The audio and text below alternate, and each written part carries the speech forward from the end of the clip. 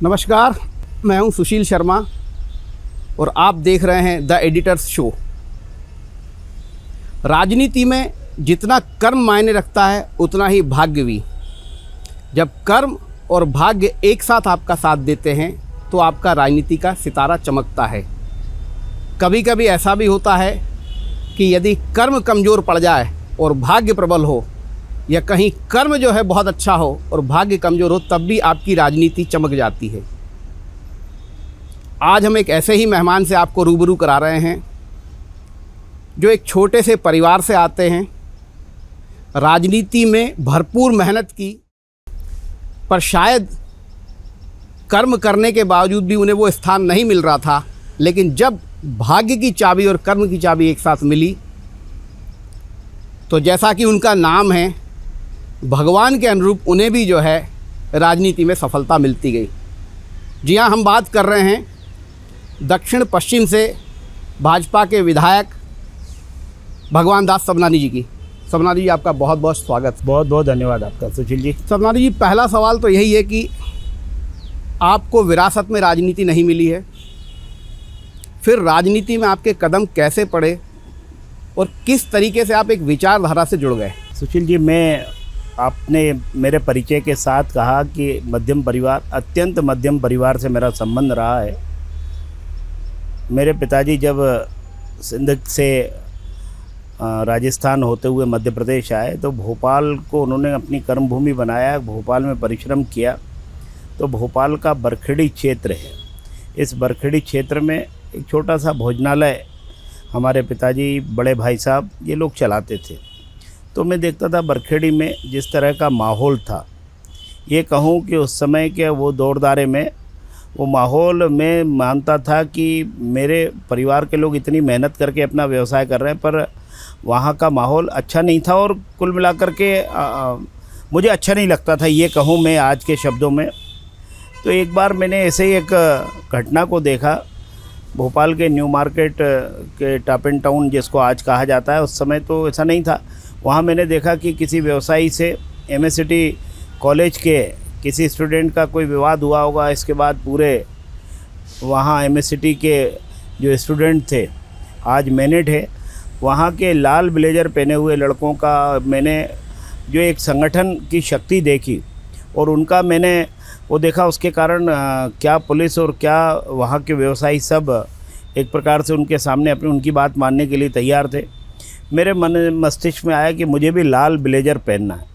और बरखेड़ी से ये यात्रा धीरे धीरे मैंने 9th क्लास पास करके 10th 11th हुआ करता था। इसके बाद मैंने अपने पिताजी से अनुमति ली कि क्या मैं कॉलेज जाऊं, क्योंकि मैं होटल में उस भोजनालय में अपने पिताजी और बड़े भाई को सहयोग करता था। उनकी अनुमति के बाद मैंने कॉलेज में ज्वाइन किया। फिर कॉलेज के छात्र संघ के चुनाव विद्यार्थी परिषद के बैनर से लड़ा। कॉलेज का अध्यक्ष का चुनाव कैरियर कॉलेज से मैंने 1986 में लड़ा। माननीय शिवराज सिंह चौहान जी उस समय विद्यार्थी परिषद की पैनल लड़ाया करते थे। तो उसके बाद संपर्क में आके फिर अध्यक्ष बना। एक ही चुनाव लड़ा, पहला चुनाव ही अध्यक्ष। फिर यूनिवर्सिटी की कार्यकारिणी का सदस्य निर्वाचित हुआ। फिर जनता विद्यार्थी मोर्चा में आ गया। तो कैसे एक व्यवसायी का बेटा और मैं उस कॉलेज का अध्यक्ष रहते भी अपने भोजनालय में पिताजी को सहयोग करता था। तो ऐसा करके मेरी यात्रा इस रूप में डाइवर्ट हो गई। और इसके बाद फिर मैंने लगातार युवा मोर्चा के ज़िले के महामंत्री के रूप में काम किया। फिर मैं प्रदेश मंत्री बना युवा मोर्चा का, खेल प्रकोष्ठ का संयोजक रहा।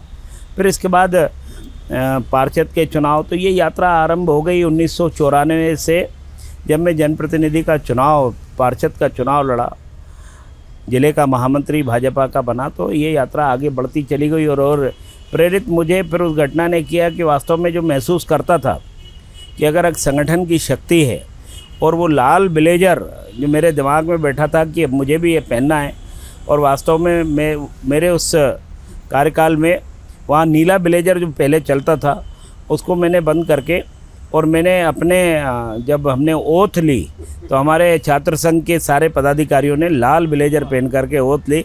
तो मुझे लगता है कि मेरा जो सफ़र राजनीतिक रूप से आरंभ होना था वो छात्र राजनीति से आरंभ हुआ। मतलब आपने जो लाल ब्लेज़र को अपनी प्रेरणा बनाया था, वो अंत में आपने जो है निर्णय बदलवा के ब्लू से रेड करा के उस ब्लेज़र का सपना पूर्ण किया। ये तो आपके जो है छात्र जीवन की किस तरीके से आप राजनीति में प्रवेश किए हो गया। उसके बाद आपका राजनीति में आना, छात्र राजनीति एक अलग विषय है और फुल फ्लैश राजनीति पॉलिटिकल पार्टी में जाना वो अलग मामला है। इस सफ़र में आपके गुरु कौन रहे और आपको पूरा नवाजने में किन का योगदान रहा? देखिए, समय समय पर जो चीज़ें चली, मैं कहता हूँ ना कि छात्र राजनीति में शिवराज जी मुझे लेकर के आए, लेकिन प्रत्यक्ष राजनीति में सीधा सहयोग पार्टी में पार्षद के टिकट से लेकर के यह आरंभ हुआ। स्वर्गीय लक्ष्मी नारायण जी शर्मा जब यहाँ के हमारे विधायक बेरसिया के और यहाँ भोपाल में उनसे मेरा संपर्क आया, उन्होंने भरपूर आशीर्वाद दिया और इसके बाद की सीढ़ियाँ में उनके सहयोग के और उनके आशीर्वाद से आगे बढ़ता चला गया। और हमको मालूम है उसी कालखंड के बाद फिर बहन उमा जी के संपर्क में आया, उनका भी आशीर्वाद मुझे मिला और पार्टी के जिला उपाध्यक्ष, फिर ज़िले का अध्यक्ष, फिर महापौर का चुनाव का लड़ना, तो ये सब चीज़ें ऐसी बनती गई कि मैं मानता हूँ कि बाद में स्वर्गीय अनिल माधव दवे जी का जो मार्गदर्शन मुझे मिला है, उन्होंने मुझे बहुत सारी चीज़ों में मुझे क्या एहतियात रखना चाहिए और कैसे काम करना चाहिए, ये मार्गदर्शन स्वर्गीय अनिल माधव दवे जी ने दिया। मैं मानता हूँ आज भी कोई ऐसी चीज़, कोई ऐसा विषय बनता है तो मैं उनको स्मरण करता हूँ कि उन्होंने मुझे इस काम के लिए क्या कहा था, तो मैं उसको बेहतर कर पाता हूँ। तो मैं उनको ये मानता हूँ कि उन्होंने मेरा खूब मार्गदर्शन किया। स्वप्नाली जी, ये और बताइए कि चूँकि आप विचारधारा से प्रेरित होकर पार्टी में आए थे, आप भाजपा में रहे, फिर ऐसा क्या हुआ कि विचारधारा छोड़कर आप व्यक्तिवादी राजनीति में चले गए और आपने उस विचारधारा आधारित राजनीतिक दल को छोड़ दिया?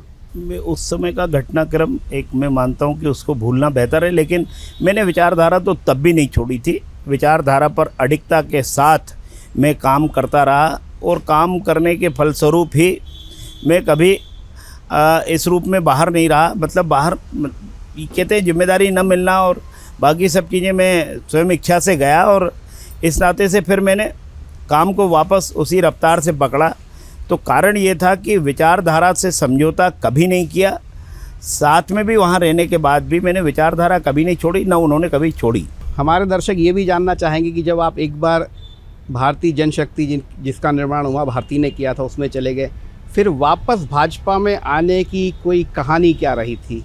कौन फिर आपको वापस लेके आया? कौन प्रेरणा बना, या आप स्वेच्छा से भाजपा में आए थे? क्या हुआ था घटनाक्रम? नहीं, वो कुल मिलाकर के उस समय बाकी सब, मैंने कहा ना, विचारधारा अलग नहीं थी, विचारधारा एक थी। फिर बातचीत होकर के कि मुझे यहाँ काम करना चाहिए, तो मैं बोल करके और वापस अपने काम में लग गया। इस नाते से मैंने काम खड़ा किया। आपने महापौर का चुनाव भी लड़ा था और उस समय माहौल भी भाजपा के पक्ष में था, आपको एक मजबूत कैंडिडेट भी माना जा रहा था, आपका चुनाव प्रचार भी बहुत अच्छा था। उसके बावजूद आखिर इस महत्वपूर्ण चुनाव में आप हार क्यों गए? उस समय की कुछ राजनीतिक परिस्थितियां अगर आपको स्मरण हो तो उन परिस्थितियों के कारण कुछ ऐसा विषय बना, और मैं मानता हूं कि उस पूरे चुनाव में आज मैं किसी को उसका दोष नहीं दूंगा, क्योंकि चुनाव हारने के बाद लोग दोष देते हैं, लेकिन मैं ये मानता हूं कि मेरी कुछ कमियां रही होंगी जिसके कारण मैं उस चुनाव को बॉर्डर पर हारा या टेबल पर हारा, ये कह सकता हूं।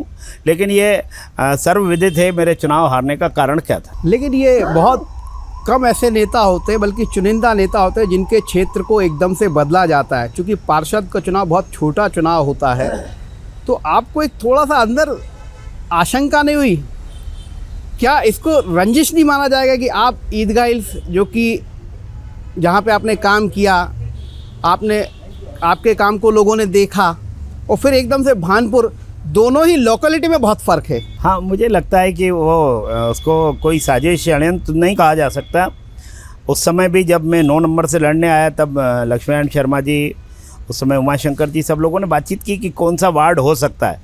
तो मुझे तो और दूसरे वार्ड में ले जाने की तैयारी थी, लेकिन फिर ये कहा, मेरा वहाँ संबंध वास्तव में बहुत सीमित, इक्का दुक्का लोगों से मैं जानता था। लेकिन पार्टी ने कहा है चुनाव लड़ना है तो लड़ना है। फिर दूसरी बार जब भानपुर जाने का मामला हुआ उस समय तो निर्णय करने की टेबल पर भी संयोग से मैं था, तो मुझसे उन 4 लोगों में से 3 को चुनाव लड़ना नहीं था, एक मुझे लड़ने के लिए मैंने भी मना किया था, मुझसे कहा गया लड़ना है और आप तय कर लो आपको कहाँ से लड़ना है। तो वो निर्णय मेरा स्वयं का था। मैं ये चैलेंज स्वीकार करना चाहता था कि मुझे आगे अगर बढ़ना है तो मैं क्या अपने किसी सुरक्षित वार्ड को छोड़ के कहीं से चुनाव लड़के जीत सकता हूँ क्या। मैं लड़ा, चुनाव जीत गया। समनानी जी, एक सवाल और मेरे मन में आता है कि बहुत कम ऐसे राजनीतिज्ञ होते हैं जिनकी 2 पारियां होती। आपकी पहली पारी जब उमा भारती और उसके 94 से आप जैसी बात करते हैं तो आपकी वो वाली पारी बहुत अच्छी थी, उसके बाद डाउनफॉल आया और फिर आप देखिए 2018-19 से जो है फिर एकदम से नए स्वरूप में भगवान दास समनानी फिर से एक बार जो है निखर के आए। सवाल ये है कि आपको लग रहा था कि आपकी दूसरी पारी शुरू हो पाएगी और वो भी इस स्तर पे कि आप सीधे भाजपा के प्रदेश महामंत्री बनेंगे? मैं मानता हूँ कि काम मैं करता रहा, प्रदेश कार्य समिति का सदस्य, फिर विधानसभा चुनाव में मुझे बैरसिया विधानसभा की जिम्मेदारी दी गई। लोकसभा चुनाव में माननीय मुख्यमंत्री जी के प्रवास और तमाम ये कार्यक्रम थे। मैंने जो काम मुझे दिया है, मुझे सदस्यता अभियान के प्रभारी के नाते राजगढ़ भेजा गया, बड़वानी ज़िले का काम दिया, तो मुझे लगा कि मैंने काम में कभी क्वेश्चन नहीं किया कि यहाँ क्यों नहीं, जो काम दिया। तो मुझे लगता है कि मेरी टोटल मेरे व्यक्तित्व की मॉनिटरिंग हो रही होगी कि ये काम करना चाहता है कि काम से बचना चाहता है। तो जब मैं काम कर रहा हूँ तो काम करते करते ये बात सच है, मैं नेतृत्व को बहुत धन्यवाद करता हूँ। मेरे नेताओं ने, मेरे नेतृत्व ने, जैसा मेरे संगठन ने विचार किया कि मुझे बिल्कुल भी नहीं मालूम था कि मैं महामंत्री बनने जा रहा हूँ या कार्यालय प्रभारी या इंदौर संभाग का मुझे काम मिलने वाला, मुझे कुछ भी नहीं पता था। और मैं आज कह सकता हूँ गर्व के साथ, इस भारतीय जनता पार्टी में वो दौर भी ऐसा था कि किसी ने इसके बाद क्लेम भी नहीं किया कि मैंने बनवाया। यद्यपि होता क्या है कि हम राजनीति में देखते हैं कि हम छोटा सा किसी का काम करते हैं तो उसको बार बार जतलाते हैं कि मैंने करवाया मैंने, लेकिन मैं बहुत सौभाग्यशाली कार्य करता हूँ कि नेतृत्व ने संयुक्त रूप से जो प्रयास किया सामूहिक भाव के साथ, उसमें मेरा नाम अगर तय किया संगठन ने, निश्चित रूप से किसी ने नाम चलाया होगा, किसी ने एक प्रकार से जिम्मेदारी ली होगी कि अच्छा कार्य करता है, हम बोलते हैं। तो मैं उनके प्रति बहुत कृतज्ञता ज्ञापित करता हूं कि शायद मैंने उनके अनुमान को झूठा नहीं पड़ने दिया। अगर उन्होंने मेरे बारे में विचार किया होगा तो मैं अपने आप को सिद्ध कर सकूं, और उनके लिए विशेषकर जिन्होंने मुझ पर भरोसा किया है। तो जब आप संगठन का काम कर रहे थे, आपके प्रदेश अध्यक्ष वी.डी. शर्मा थे, संगठन महामंत्री हितानंद जी थे और आप जो है महामंत्री और कार्यालय प्रभारी, उस समय कि आपके इस गठजोड़ ने काम ऐसा किया था कि आपको दिल्ली में संघ पार्टी ने अवार्ड भी दिए थे, तो आपको कैसा लगा था? क्योंकि अवार्ड लेने आप ही गए थे। नहीं, मुझे लगता है कि उस समय मैं सदस्यता अभियान का मध्य प्रदेश का प्रभारी था। मैं माननीय अध्यक्ष जी वी.डी. शर्मा जी और संगठन महामंत्री हितानंद जी का धन्यवाद करता हूँ।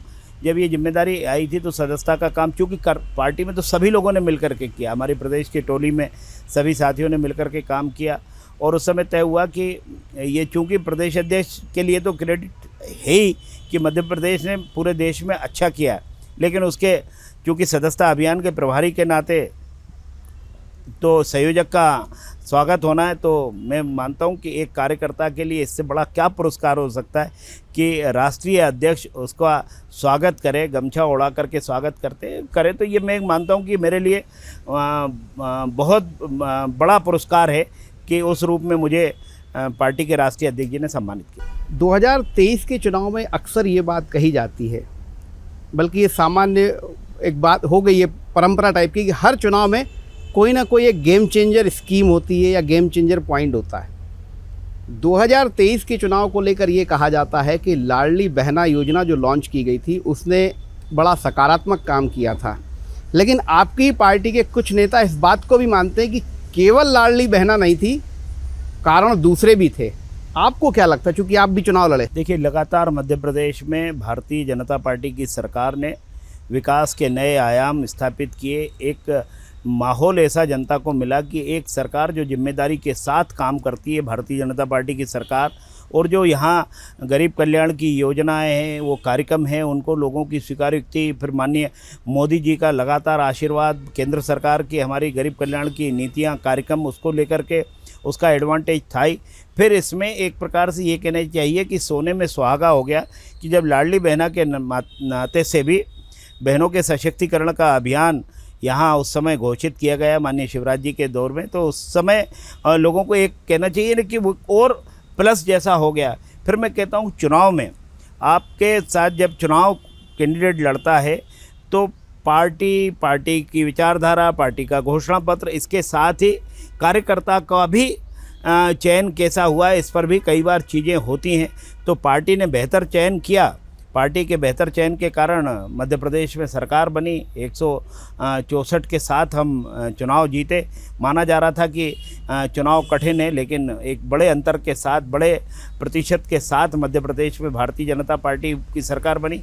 इसलिए कोई एक चीज़ नहीं, तो समग्र चीज़ों का जब मिलन हो गया तो वो क्लिक कर गया और जनता को भरोसा हुआ कि नहीं यही सरकार हमारे लिए और अच्छा काम कर सकती है और डबल इंजन की सरकार हमारे लिए बेहतर सुविधा दे सकती है। 2023 में आपकी सरकार बन गई और डॉक्टर मोहन यादव मुख्यमंत्री बन गए।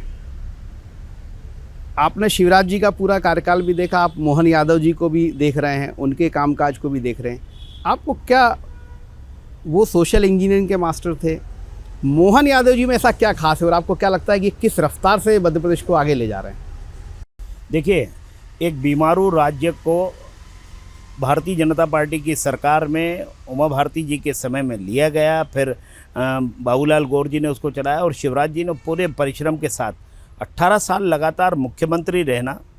आप ये मान के चलिए कि आप जब करते हो तभी जनता के बीच में भरोसा बनता है और मध्य प्रदेश को एक अच्छा, चाहे कृषि के क्षेत्र में आगे ले जाना, हर क्षेत्र में आज मध्य प्रदेश आगे बढ़ता जा रहा है देश में। और डॉक्टर मोहन यादव जी ने मुख्यमंत्री बनने के बाद जिस तरह के त्वरित फैसले लेना, वो काम करना और GIS जैसी ऐसी समिट करके और पूरे देश और पूरे दुनिया के लोगों को निमंत्रित करना, आइए मध्य प्रदेश आपके लिए बहुत पोटेंशियल वाला है, आपके लिए बहुत अच्छा है, आप आइए यहाँ। और जो अलग अलग क्लस्टर की, रीजनल क्लस्टर करके ये कि यहाँ का जो उत्पादन है इसको कैसे मार्केट मिले, तो कुल मिलाकर के उनको निवेशकों को बुलाना, उनके लिए सुविधाएं देना, उनके कम से कम जो रहती है अनापत्तियाँ उनको बना करके उनको रोज़गार के अवसर देना। ये ऐसा जब हम उद्योग आएगा तो हमारे नए अवसर सृजित होंगे नौकरी के लिए, व्यवसाय के लिए। तो ऐसे सारे काम और एक पूरा चेन बनती है। तो इसके लिए मैं मानता हूं कि जितना परिश्रम डॉक्टर साहब कर रहे हैं माननीय मोहन यादव जी, वो ऐसा किसी अन्य राज्य में ऐसा सुनने को नहीं मिलता कि इतनी मेहनत करके पूरे देश के कोने कोने में जाना, दुनिया में जाना और निवेशकों को आमंत्रित करना, आइए मध्य प्रदेश आपके लिए अनुकूल है, यहाँ की आबो हवा और पूरे देश के हृदय स्थल मध्य प्रदेश है और मध्य प्रदेश में बहुत सारी संभावनाएं। तो कहाँ आपको चीज़ें मिल सकती हैं, उसके लिए पूरा का पूरा यहाँ अधिकारियों का जो पूरी टीम है वो उसमें सहयोग करने के लिए बैठी है। तो इसके मुझे लगता है कि दोनों ही मुख्यमंत्रियों ने मध्य प्रदेश को बहुत कुछ दिया है और लगातार देने का प्रयास उनका है कि मध्य प्रदेश अब देश का नंबर 1 का राज्य बने। लेकिन दो ऐसी समस्याएं खासकर, जो एक तो यहाँ आपके कुछ क्षेत्र में अवैध कॉलोनियों वाली बहुत बड़ी समस्या एक वो है, और बड़ा तालाब का भी एक हिस्सा आपके एरिया में आता है, वहाँ पर भी जिस तरीके से निर्माण कर रहे हो उस पर कोई रोक नहीं लग पा रही, और मास्टर प्लान भी ना आ पाना। हाँ, मास्टर प्लान तो राज्य सरकार के पास है, विषय विचाराधीन है, कब तक होगा। लेकिन यहाँ की जो अन्य समस्याओं को लेकर आपने बात की, यहाँ न्यू मार्केट के पार्किंग को लेकर और इंक्रोचमेंट को लेकर के इसके लिए लगातार अभियान चलते भी रहते हैं। और यहाँ जो तालाब के किनारे का इंक्रोचमेंट है उसको भी हटाने का प्रयास लगातार होता है। मेरी विधानसभा क्षेत्र का कुछ हिस्सा है, बाकी विधानसभा में भी इंक्रोचमेंट हटना चाहिए। अगर योजना से इंक्रोचमेंट हो रहा है, प्रायोजित हो रहा है, तो उसको हटना चाहिए। ये सारे प्रयास, और स्लम एरिया मेरे यहाँ ज़्यादा है, मैंने कहा ना कि यहाँ सेवा बस्तियाँ ज़्यादा हैं, तो उनके जैसा योजना बनी और यहाँ पर मल्टी स्टोरी बना करके उनको वहीं आवास देने की बात हुई। जो गैर स्लम वाले हैं उनके लिए भी मकानों की व्यवस्था यहाँ हो रही। तो कुल मिलाकर के यहाँ अलग अलग सेगमेंट का विषय है, तो इसको अलग अलग क्षेत्रों में ही उसको देखना पड़ेगा। हम बेहतर करने का प्रयास कर रहे हैं। आपके क्षेत्र से मेट्रो भी गुजर रही है, या तो आप लोग देर से जागते, जब मेट्रो का पूरा प्लान बन गया, काम शुरू हो गया, तब आपने, सांसद ने और अन्य विधायकों ने ये बात उठाई कि मेट्रो जो है अंडरग्राउंड होना चाहिए इस एरिया में। क्या ब्यूरोक्रेसी से आपका समन्वय नहीं है या ब्यूरोक्रेसी आपकी बात ही नहीं मानती? कहाँ पेंच कहाँ नहीं, फंसा? मैं ऐसा नहीं है, क्योंकि विषय अगर किस समय में किया गया, ये 2016 के बाद से ये विषय चल रहा है और मेरा निर्वाचन हुआ 2023 के नवंबर में। तो इसके पहले क्या चलता था मुझे नहीं मालूम। स्मार्ट सिटी योजना आई, स्मार्ट सिटी का जो कमज़ोर पक्ष है, फेल्योर पक्ष है, उसको लेकर के मैंने विधानसभा में क्वेश्चन लगाया। बाद में ये योजना भी पहले से थी। अभी जब होना शुरू हुआ है उस पर बातचीत करने के लिए, इस पर DPR बन गया, उसका काम शुरू हो गया, हर स्तर पे बातचीत हो करके राज्य से लेकर केंद्र तक और मेट्रो ने सब ने मिल कर के जब तय कर लिया, इसके बाद काम जब आरंभ हुआ एकदम से, तब मैंने उसमें कहा भी कि कम से कम ये पहले हम लोगों को बिठा के बातचीत करनी चाहिए थी। लेकिन पहले जिस स्तर पे बातचीत हुई है, विकास के काम के लिए हम चाहते हैं हमारा शहर मेट्रो से जुड़े और मेट्रो के नाते से पूरे दुनिया के नक्शे में आए, भारत के नक्शे पे आए कि भोपाल मेट्रो शहर है। तो हम उस योजना का विरोध नहीं है। हमने ये कहा कि चूँकि रोड सकरे हैं, बाद में जब ये चीज़ ध्यान में आई, बातचीत हमने आरंभ की, सांसद जी ने बातचीत की, तो इसके बाद ये है कि इसको हम अंडरग्राउंड कर सकते हैं क्या। तो ये प्रस्ताव लेकर के अभी भी सांसद जी केंद्र में बातचीत कर रहे हैं। अगर इंदौर का हमने विषय सुना कि इंदौर में कुछ हिस्से को उनको अंडरग्राउंड करने की बात हुई, तो अगर वैसा हो सकता है वो, तो भोपाल में भी पॉसिबिलिटी हो सकता है। दूसरा सवाल है, देखिए आपके नगर निगम आपकी, ज़्यादातर विधायक आपके, सरकार यहाँ भी आपकी, दिल्ली में भी आपकी, लेकिन अगर सिर्फ भोपाल की बात करें तो भोपाल में गोवध जैसा जघन्य काम हो गया। आपकी सरकार हिंदूवादी सरकार कहलाती, सनातनी सरकार कहलाती है। दो ऐसे घटनाक्रम है जो ये कहीं ना कहीं जो है सरकार का भी फेल्यूर दिखाते हैं और ख़ासकर जनप्रतिनिधियों का भी। एक तो आपके सरकारी स्लाटर हाउस से गोवंश का जो है कटना और सप्लाई होना, और दूसरा यहीं पर जो है लव जिहाद वाला मामला भी हुआ, और आपकी सरकार, आपका प्रशासन सब जो है उस मामले में अनभिज्ञ रहे और अभी भी वैसा एक्शन नहीं हुआ जैसा यहाँ की जनता चाहती है। ये बात सही है कि मध्य प्रदेश में भारतीय जनता पार्टी की सरकार है और कानून व्यवस्था पूरी तरीके से मजबूत है। कानून व्यवस्था अगर मजबूत नहीं होती तो ऐसे प्रकरणों का उजागर होना भी आसान नहीं था। हम ये मानते हैं। अभी जब स्लाटर हाउस की जो बात कही कि एक शासकीय अनुमति में, मुझे जानकारी है, महापौर मालती राय जी ने मुझे पूरी जानकारी दी कि ये हमसे अनुमति मांगी गई, एनजीटी का दबाव था और पूरे प्रशासन में भी ये था कि एक आधुनिक स्लाटर हाउस बनना है। स्लाटर हाउस बनना है तो यहाँ अवैध बूचड़ खाने हैं, उसकी तुलना में अगर वैध बूचड़ खाना है उसमें तो ठीक है। अगर ये व्यवस्थाएं महानगरों में की गई हैं, केंद्र ने कहा है, सुप्रीम कोर्ट की तरफ से रूलिंग आ रही है या एनजीटी ने कहा है, लेकिन उसमें गौ हत्या होना ये अपराध है। तो उसमें जो भी अपराधी है उनके खिलाफ कठोर कार्रवाई होनी चाहिए। बूचड़खाना आया, वो पहले से भी था, वो उसका स्वरूप बदला होगा, लेकिन गौ हत्या इसको तो कोई भी स्वीकार नहीं कर सकता, कोई भी सनातनी स्वीकार नहीं कर सकता। आपने अन्य लव जिहाद वाले मामले में यही मध्य प्रदेश है जिसे धर्म स्वतंत्र अधिनियम बना करके ऐसे लव जिहादी जो लड़कियों को फंसा करके उनका धर्मांतरण करने का प्रयास करते हैं, उनके खिलाफ कठोर से कठोर कार्रवाई हो और आईपीसी की धाराओं में कार्रवाई हो। ये सारा अगर कुछ हुआ है तो मध्य प्रदेश में हुआ है, जिसके कारण आज कई सारे अपराधी जेल के शिकंजे में हैं और वहाँ से वो छूट नहीं पाते। कारण ये है कि मध्य प्रदेश ने वो कानून बनाया हुआ है। इसलिए हम मजबूती के साथ यहाँ लॉ एंड ऑर्डर भी न बिगड़े, यहाँ की स्थिति बनी रहे और जो अपराधी तत्व चाहे किसी भी भेष में हो, किसी भी रूप में हो, उनके खिलाफ कार्रवाई होनी चाहिए। ये दृढ़ मान्यता है और उसको लेकर के मध्य प्रदेश के डॉक्टर मोहन यादव जी की सरकार पूरी दृढ़ता के साथ काम कर रही है। सबनानी जी, अब कुछ छोटे छोटे प्रश्न हैं जिनका उत्तर या तो आप नाम के साथ बताइए या फिर उसको हाँ या ना में जो है बोल सकते हैं। आपका फेवरेट लीडर कौन है? मैं मानता हूं कि आज माननीय नरेंद्र मोदी जी जिस तरह से काम कर रहे हैं वो विश्व के प्रिय नेता हैं, इसलिए हम सबके आदरणीय और प्रिय नेता माननीय नरेंद्र मोदी जी। आपकी फेवरेट बुक कौन सी है? जो राष्ट्रीय विचारधारा से ओतप्रोत हों, डॉक्टर श्यामा प्रसाद मुखर्जी जी की जीवनी से लेकर के उनके संघर्ष, पंडित दीनदयाल उपाध्याय जी की जीवनी से, चूँकि जिस विचारधारा में मैं काम करता हूँ स्वामी विवेकानंद जी को, तो ये ऐसी किताबें जो मेरे जीवन का मार्ग प्रशस्त कर सकती है, ऐसी किताबें सब अच्छी। जनसंघ से लेके अभी तक के यदि उसमें देखें तो भाजपा के और जनसंघ दोनों को मिलाकर आपके हिसाब से सबसे ज़्यादा भाजपा को आगे बढ़ाने वाला और भाजपा के विचार के साथ आगे बढ़ने वाला नेता कौन था? मुझे लगता है कि पूरे देश में उस विचारधारा से फिर किसी एक दो व्यक्तियों पर जाकर नहीं टिकता, क्योंकि डॉक्टर श्यामा प्रसाद मुखर्जी जी ने राष्ट्रवाद की लो जलाई और एक विचार दे करके पंडित दीनदयाल उपाध्याय जी ने इसको पोषित किया और आगे बढ़ाते हुए लेकर के आए, और पंडित अटल बिहारी वाजपेयी जी हों, लाल कृष्ण आडवाणी जी हों, इन नेताओं ने आगे बढ़ाया। और आज जिस तेज़ी के साथ पार्टी आगे बढ़ रही, तो निश्चित रूप से निस्संदेह जब माननीय अमित भाई राष्ट्रीय अध्यक्ष अमित शाह जी और उनके दौरान पार्टी का आकार बढ़ा और पूरे देश में और जो स्वीकार्यता बढ़ी है, आज मैं कह सकता हूं कि एक कुशल नेतृत्व और दुनिया के सबसे चमकदार और सबसे अग्रणी नेता माननीय मोदी जी के नेतृत्व में भारतीय जनता पार्टी आगे बढ़ रही है। आपने दोनों नाम ले दिए, मध्य प्रदेश का सबसे बड़ा नेता कौन है? देखिए, हम बात करते हैं तो आज की व्यवस्था में हम मानते हैं पूरा मध्य प्रदेश के मुखिया के तौर पर डॉक्टर मोहन यादव जी हैं, लेकिन मैं कहता हूं कि जिस तरह से शिवराज जी ने काम किया, 18 वर्ष एक राज्य का आपने फिर दो नाम ले दिए।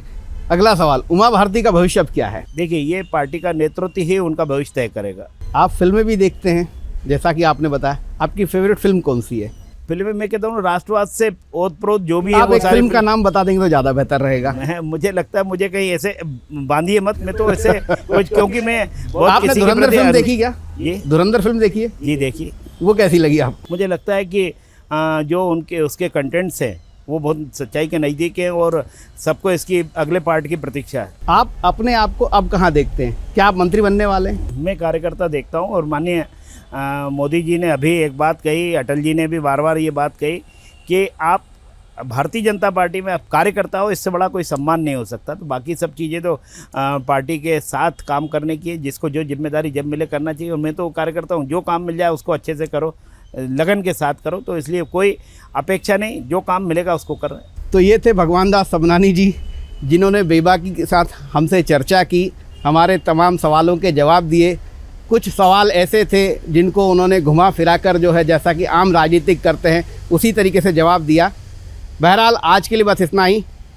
अगले हफ्ते फिर मिलेंगे किसी नए मेहमान के साथ। तब तक के लिए नमस्कार।